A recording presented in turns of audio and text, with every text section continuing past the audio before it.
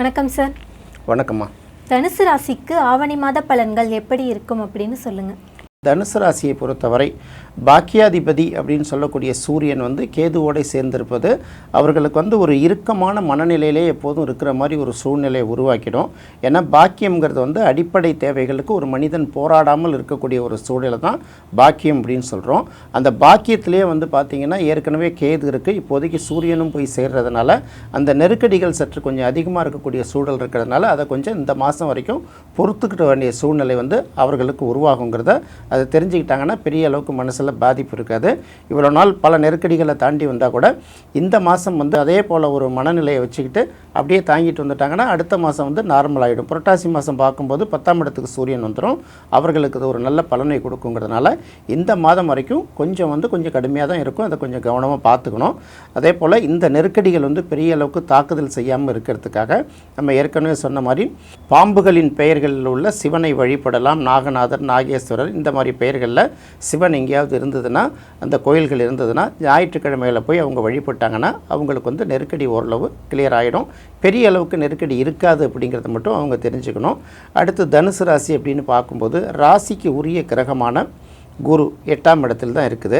அப்போ பொதுவாக ஒரு ராசிக்கு உரிய கிரகமோ லக்னத்துக்குரிய கிரகமோ 8ஆம் இடத்துல இருக்கிறது அவ்வளோ நல்ல பலன்களை கொடுக்காது அப்படிங்கிறத எடுத்துக்கலாம். அடுத்தது பார்க்கும்போது ராசிக்கு உரிய கிரகமான குரு 8ஆம் இடத்தில் இருப்பதோட உச்சமும் பெற்று இருப்பதனால என்ன ஆகும்னா பண நெருக்கடி தான் பெரிய அளவுக்கு இருந்துக்கிட்டே இருக்கும். அதை சில நேரங்களில் பார்த்திங்கன்னா பணம் வரும்போது இதை எப்படி செலவு பண்ணுறது, இதை என்னென்ன வகையில் செலவு பண்ணுறதுங்கிறத யோசனையை கடந்து செலவுகள்லாம் ஏற்கனவே வந்துடும். வந்த பிறகு என்ன பண்ணும், பணத்தை வச்சுட்டு இதுக்கு கொடுக்குறதா அதுக்கு கொடுக்குறதா அப்படின்னு சொல்லிட்டு இந்த பற்றாக்குறை நிலையிலேயே தொடர்ச்சியாக வச்சுட்டு இருக்கக்கூடிய ஒரு சூழ்நிலையை அது உருவாக்கி கொடுக்கும். நம்ம இஎம்ஐலாம் சொல்கிறோம் பார்த்திங்களா, அந்த இஎம்ஐயோட ப்ரெஷர்கள் இந்த மாதிரி காலகட்டங்களில் சற்று கூடுதலாக இருக்கும். அந்த அளவுக்கு வருவாய் பெருக்கத்தை ஏற்படுத்திக்கிறதுக்கு அவங்க தொடர்ச்சியாக முயற்சி பண்ணால் கூட இந்த மாதத்தில் பெரிய அளவுக்கு சக்ஸஸ் ஆகாது அப்படிங்கிறதான் தெரிஞ்சுக்கணும். அடுத்தது அந்த ராசிக்கு பாதகாதிபதியாக இருக்கக்கூடிய புதனும் மாதத்தோட தொடக்கத்தில் குருவோட சேர்ந்து இருக்கிறது எந்த வகையிலும் ஒரு நல்ல பலனை கொடுக்காது. இதில் இன்னும் ஒரே ஒரு சிறப்பு என்னன்னு பார்க்கும்போது 8ஆம் இடத்துல பாதகாதிபதி மறைகிறது ஒரு வகையில் சிறப்பு அப்படின்னு பார்க்கும்போது, இன்னொரு பக்கம் ராசியாதிபதியும் பாதகாதிபதியும் சேர்ந்து 8ஆம் இடத்துல இருக்கிறதுனால என்னதான் தொடர்ச்சியாக நெருக்கடிகளை கொடுத்துட்டு வந்தால் கூட எதிர்பாராத நேரங்களில் சில நல்ல விஷயங்களையும் அது செஞ்சு கொடுத்துரும் அப்படிங்கிறத மறக்கக்கூடாது. அதனால் மனசில் கணக்கு போட்டு வேலை செய்யாமல் எப்போதும் போல் அவங்க கடமைகளை செஞ்சுட்டு போயிட்டே இருந்தாங்கன்னா பெரிய நெருக்கடிகள் மனசை ஆக்கிரமிக்காமல் இருக்கும், மனசில் தாக்கத்தை ஏற்படுத்தாமல் இருக்குங்கிறது தான் தனுசு ராசிக்காரர்கள் முக்கியமாக புரிஞ்சுக்க வேண்டியது.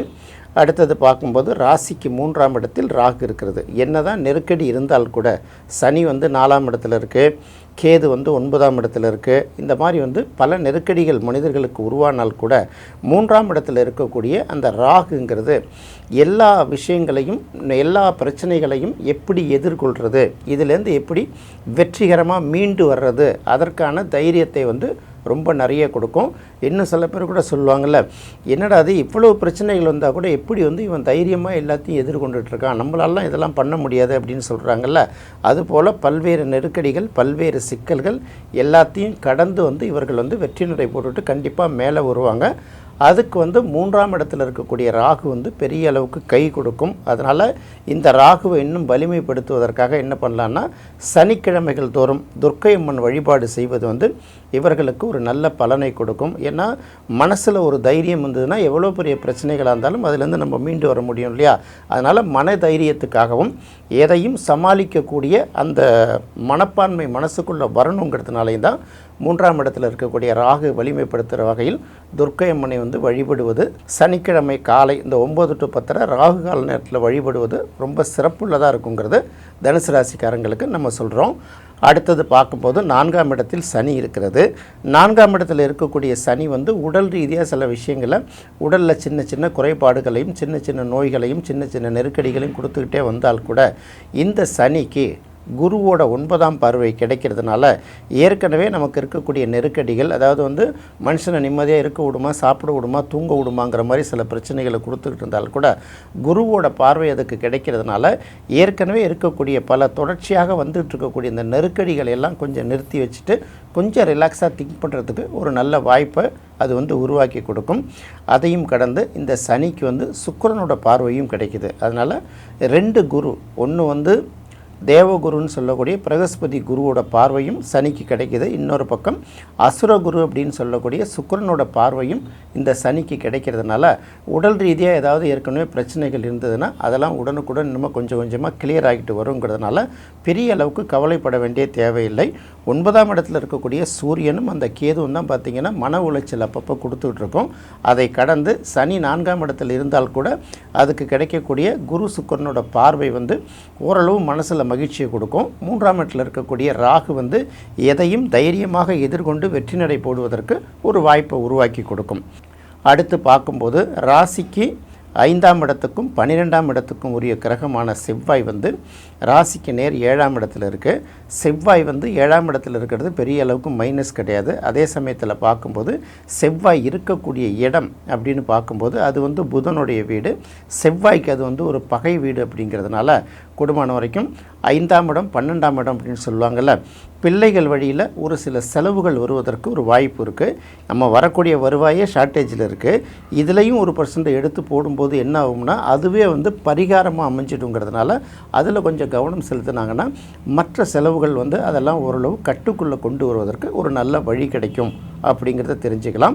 8ஆம் இடத்துல குருவும் புதனும் சேர்ந்து இருக்கிறதுனால நிறைய பேருக்கு பார்த்திங்கன்னா மொபைல் ஃபோன் வந்து அடிக்கடி ரிப்பேர் ஆகிட்டே இருக்கும். சில சமயங்களில் பார்த்திங்கன்னா கீழே விழுந்துரும், தண்ணியில் விழுந்துரும். இந்த மாதிரி ஏதாவது ஒரு பிரச்சனை வந்து இந்த மாதம் முழுவதும் தொடரும். அதனால் வெளியில் போகும்போது ரொம்ப காஸ்ட்லி ஃபோனெல்லாம் யூஸ் பண்ணாமல் இருக்கிறது தனுசு ராசிக்காரங்களுக்கு ரொம்ப நல்லது. அடுத்து 9ஆம் இடத்துல இருக்கக்கூடிய சூரியனும் கேதும் என்ன மாதிரியான நெருக்கடிகளை கொடுக்குங்கிறத ஏற்கனவே சொல்லியாச்சு. 10ஆம் இடத்தில் இருக்கக்கூடிய சுக்கிரன் என்ன மாதிரியான பலனை கொடுக்கும் அப்படின்னு பார்க்கும்போது ராசிக்கு 11ஆம் இடத்துக்கு உரிய கிரகம் 10ஆம் இடத்துல இருக்கிறதுனால லாபாதிபதி விரயஸ்தானத்தில் இருக்குது. இன்னொரு பக்கம் பார்க்கும்போது 6ஆம் அதிபதி 10ஆம் இடத்துல இருக்குது. இது எல்லாத்தையும் சேர்த்து பார்க்கும்போது 6ஆம் அதிபதி 10ஆம் இடத்துல இருக்கும்போது தொழில் செய்ய இடங்களில் சில நெருக்கடிகள் வரும். வேலை செய்கிற இடங்கள்லையும் பார்த்திங்கன்னா பெரிய அளவுக்கு கோஆப்ரேஷன் இல்லாத மாதிரி தெரிஞ்சால் கூட அது சின்ன சின்ன விஷயங்கள் பிரச்சனைகள் ஏற்பட்டால் கூட முடிவு வந்து பெரிய அளவுக்கு பாதிப்பு கொடுக்காது. அதனால் வேலையிலலாம் பெரிய அளவுக்கு பாதிப்புலாம் வருவதற்கு வாய்ப்பு இல்லை. ஆனால் உள்ளுக்குள்ளே வேலை போயிடுமோ, இந்த வேலை பாதிக்கப்படுமோ, தொழிலில் நெருக்கடி இருக்குமோ அப்படிங்கிற மாதிரி ஒரு அச்சம் வந்து அவர்களுக்கு தொடர்ச்சியாக இருந்துக்கிட்டே தான் இருக்கும். அதனால் பெரிய அளவுக்கு கவலைப்பட வேண்டாம். இந்த மாதத்தை விட அடுத்து வரக்கூடிய புரட்டாசி மாதம் வந்து அவர்களுக்கு சிறப்பான பலனை கொடுப்பதாக இருக்குங்கிறதுனால இந்த மாதம் மட்டும் கொஞ்சம் பல்ல கடிச்சிட்டு போக வேண்டியது அவங்களுடைய பொறுப்பு. தனுசு ராசியை பொறுத்த வரைக்கும் 9ஆம் இடத்துல சூரியனும் கேதுவும் இருக்கிறதுனால ஞாயிற்றுக்கிழமைகளில் நாகத்தின் பெயருடைய சிவன் கோயில்களில் சென்று வழிபடுமாறு நம்ம ஏற்கனவே சொல்லியிருக்கோம். இது ஒரு பக்கம். இன்னொரு பக்கம் பார்க்கும்போது எல்லா பிரச்சனைகளையும் எதிர்கொண்டு மீண்டு வரக்கூடிய தைரியத்தை கொடுக்குற நிலையில் ராகு இருக்கிறதுனால சனிக்கிழமை தோறும் காலையில் 9 to 10 ராகு கால நேரங்களில் காலபைரவரை வழிபட்டாலும் சரி, துர்க்கையம்மனை வழிபட்டாலும் சரி அவர்களுக்கு ஒரு நல்ல பலனை கொடுக்குங்கிறதுனால இந்த வழிபாடுகளை மட்டும் தனுசு ராசிக்காரர்கள் மேற்கொண்டால் ஓரளவு அவர்களுக்கு மனதில் நல்ல தைரியம் இருக்கும். கெடு பலன்கள் சற்று குறைவதற்கும் நல்ல வாய்ப்பு இருக்குது. தனுசு ராசிக்கு ஆவணி மாத பலன்கள் எப்படி இருக்கும், அவர்கள் என்ன மாதிரியான வழிபாடுகளை பண்ணணும் அப்படின்னு தெளிவாக சொல்லியிருக்கீங்க சார். ரொம்ப நன்றி சார். நன்றிம்மா. தனுசு ராசிக்கு ஆவணி மாத பலன்கள் எப்படி இருக்கும் அப்படின்னு இந்த நிகழ்ச்சியில் பார்த்தோம். மகர ராசிக்கு எப்படி இருக்கும் அப்படின்னு அடுத்த நிகழ்ச்சியில் பார்ப்போம். நன்றி, வணக்கம்.